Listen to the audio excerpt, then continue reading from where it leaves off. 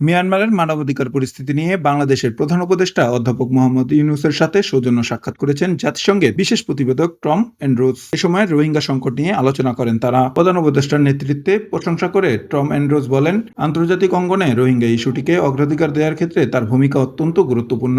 Andrews স্মরণ করিয়ে দেন, প্রধান উপদেষ্টার উদ্যোগেই জাতিসংঘ সদর দপ্তরে আগামী 30 সেপ্টেম্বর রোহিঙ্গা বিষয়ে একটি আন্তর্জাতিক সম্মেলন অনুষ্ঠিত হচ্ছে।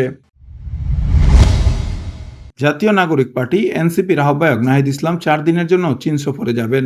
আগামী মঙ্গলবার 26 আগস্ট এই সফরে তিনি 8 সদস্যের প্রতিনিধি দলের নেতৃত্ব দিবেন। নাহিদ ইসলাম 22 থেকে 26 আগস্ট পর্যন্ত মালয়েশিয়া সফর করবেন। সেখান থেকে ফিরে 4 দিনের জন্য যাবেন চীন। পরে 30 আগস্ট তারা দেশে ফিরবেন। দেশের আর্থিক খাতে একটি নজিরবিহীন পদক্ষেপ নিতে যাচ্ছে বাংলাদেশ ব্যাংক। প্রথমবারের মতো 9টি নন ব্যাংকিং আর্থিক প্রতিষ্ঠানকে দেউলিয়া ঘোষণার মাধ্যমে বিলুপ্ত করার প্রক্রিয়া শুরু হয়েছে। দীর্ঘদিনের আর্থিক অনিয়ম ও অব্যবস্থাপনার লাগাম টেনে ধরতে এবং আমানতকারীদের স্বার্থ রক্ষা করতে এই কঠোর সিদ্ধান্ত নেওয়া হচ্ছে বলে জানিয়েছে কেন্দ্রীয় ব্যাংক।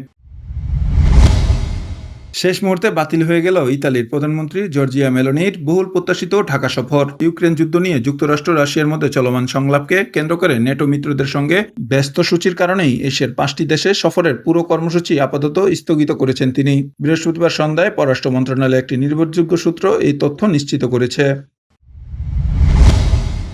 আগামী 25 আগস্টের মধ্যে ব্যালট বাক্সের হিসাব দিতে মাঠ কর্মকর্তাদের নির্দেশ দিয়েছে নির্বাচন কমিশন। একই সঙ্গে মাঠ কার্যালয়ের গোডাউন খালি করতেও বলা হয়েছে।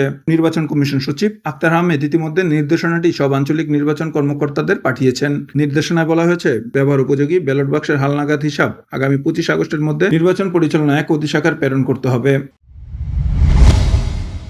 রাজধানীর বাজারে আগুন ধরেছে সবজির দামে। 80 থেকে 100 টাকার নিচে কোনো সবজি মিলছে না। ক্রেতারা জানান, যাই চাই কেজি 100 টাকার নিচে নেই। সীমিত আয়ের সংসারে এই বাড়তি খরচ সামলানো কঠিন হয়ে পড়েছে, তাই অল্প অল্প করে কিনতে হচ্ছে। আর বিক্রেতারা বলছেন, টানা বৃষ্টির কারণে উৎপাদন ও সরবরাহ কমে গেছে, ফলে বাজারে সবজির দাম বেড়েছে।